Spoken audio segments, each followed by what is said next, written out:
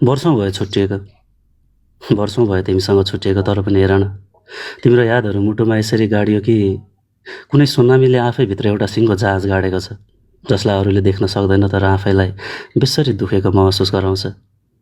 थाहा छ प्रिय तिमीलाई, तिमी अर्कैको बनेको दिनदेखि म आफ्नै बन्न सकिनँ। तिमी मेरो होइन भन्ने थाहा पाएपछि मैले आफैलाई आफ्नो भन्न सकिनँ। यस्तो लाग्छ म भित्रबाट कसैले आफ्नै मुटु यसरी खोसेर लगेको छ जसरी गौतम बुद्ध जन्मिएको मेरो देशबाट भ्रष्टाचारीहरूले शान्ति खोसेर लगेका छन्। दुई औँलाको बीचमा चेपिएको रातो सिन्दुरले तिमीलाई जीवनभरि आफ्नो बनाउने सपना थियो। तर हेर न, झुटको खोल ओढेर आएको तिम्रो प्रेमले मुटु यसरी जलाउँछ जसरी जेन्जीको खोल ओढेर आएका केही अपराधीले सिंहदरबार र अदालत जलाएर गए। दिनभरि तिम्रो यादको मलामी जाने एउटा कठोर सङ्घर्ष हुन्छ, तर रातले फेरि तिम्रा यादहरू जन्माइदिन्छन्। कमजोर भयो या उस्तै छु थाहा छैन, तर मैले आफैलाई स्वीकार गरेको छैन अझै।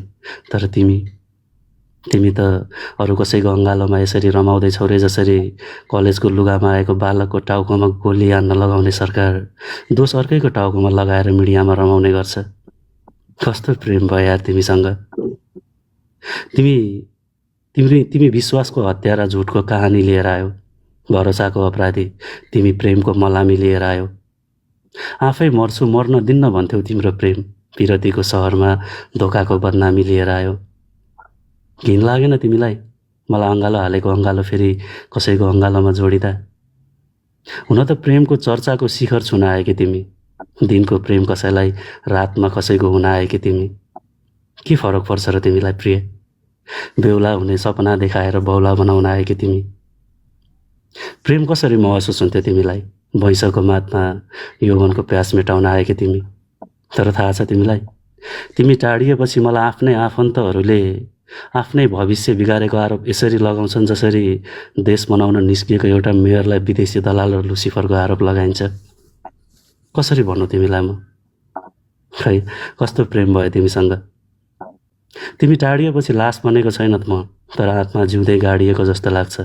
बढ्न खोज्छु अगाडि, हात पाउ दुब्बै काम नै गर्छ। म हेर्छु होइन अगाडि अनि सोध्छु प्रश्न आफैलाई, मरेको आत्मा बोकेर कसरी कोही बाँच्न सक्छ? सुन्दा थोरै अजीब लाग्छ होला, तर तिम्रो बिछोडपछि मेरो खुसीहरू यसरी हरायो जसरी एयरपोर्टभित्रबाट ती 33 किलो सुन हराएका थिए। तिमीले मेरो भविष्यको बलात्कार यसरी गर्यौ जसरी त्यो कलिलो बालिका निर्मला पन्तको भएको थियो। थाहा पनि छ हत्याराको, तर सजाय मिल्दैन उसलाई। हो यसरी नै मरेको छु म पनि, यहाँ बाहिर झुटो मुस्कानले ओठमा देखाएर।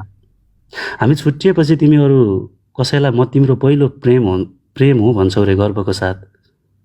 हामी छुट्टिएपछि तिमी कसैलाई म तिम्रो पहिलो प्रेम हो भन्छौ रे गर्वको साथ। यसरी जसरी 76 जना मरेर म देश बनाउँछु भन्दै फेरि देखा पर्छन्, जलाउँछन् सिंहदरबार अनि भाग्छन् हेलिकप्टर चढेर।